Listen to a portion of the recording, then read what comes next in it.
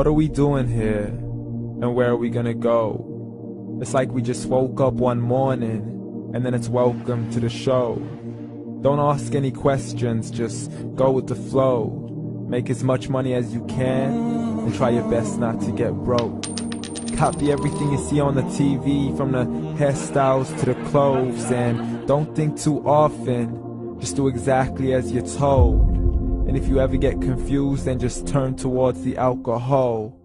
You'll still hear your thoughts, then just turn up the radio as you learn to live a lifestyle of drugs, sex, and rock and roll. But in all honesty, I just need to know, is there more to the cycle than growing and getting old? Living and dying just to leave behind a happy home and a whole lot of property that somebody else is going to own. I just really need to know before the casket's closed, 'cause I'm not willing to gamble with my soul, nor am I ready to take any chances. These are just simple life questions, and I'm just searching for some answers. Like, what are we doing here? And what is our purpose? How did we get here, and who made us so perfect? And what happens once we go, or is this world all really worth it? Questions we don't answer because apparently we don't really have to. There's no purpose to this life and our existence is merely natural. Then in that case, please let me ask you, did you create yourself, or was it somebody else who had fashioned you? 'Cause you're a being that's impeccable, faultless and unparalleled. You're a product of supreme intelligence, and I'm merely being rational.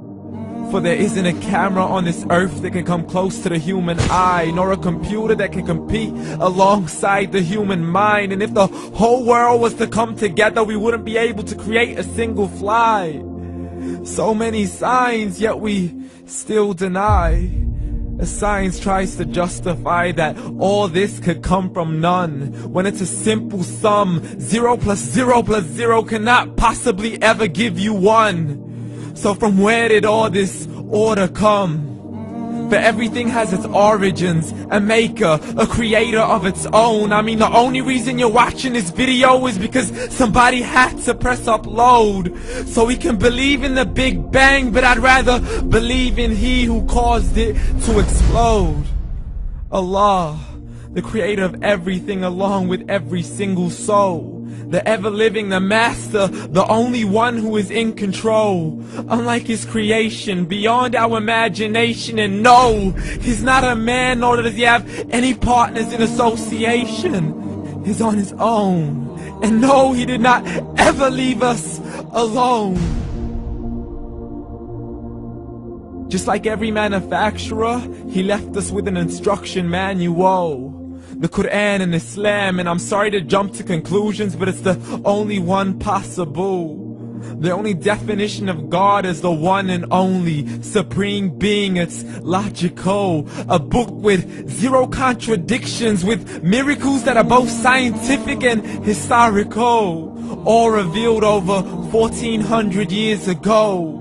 Like the detailed description of the human embryo. The descriptions of the human embryo in the Quran cannot be based on scientific knowledge in the 7th century. To the mountains as pegs holding firm the earth below, and the 2 seas that don't mix in a complete separate flow. To the planets in orbit, alternating night and day as they stay in flow. The expansion of the universe and the creation of everything from H2O. To the stories of the past and the preservation of Pharaoh. To identifying the lowest point in the land where Persia defeated Rome.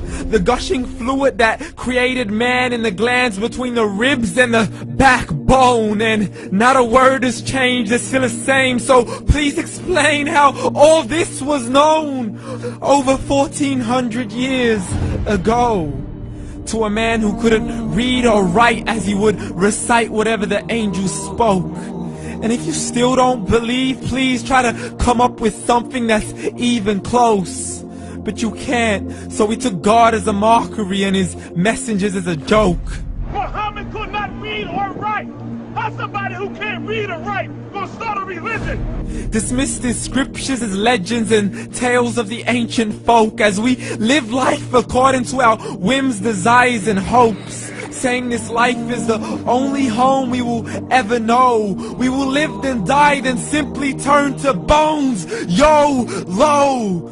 Correction, after the grass dies, the rain arrives and it regrows, and Allah promises to do the same thing to your very soul and bring you back from your very fingertips to your toes, as the all-seeing supreme being watches us so close, and we are surely being tested in our wealth, our health, and our self, and everything that we've been blessed with. So believe, for we will surely be resurrected and be brought back to our Lord and account for every single deed, as He hands us our books and orders us to read.